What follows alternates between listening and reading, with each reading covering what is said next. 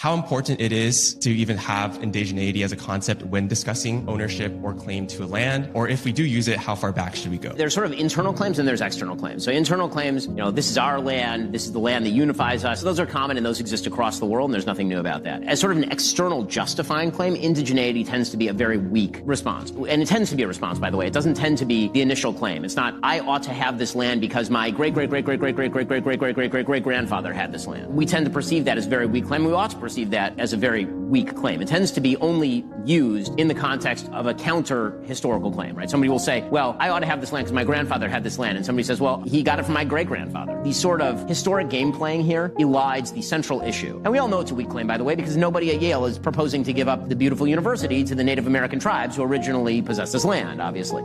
So that sort of claim is, I think, a misdirect. I think it's a red herring.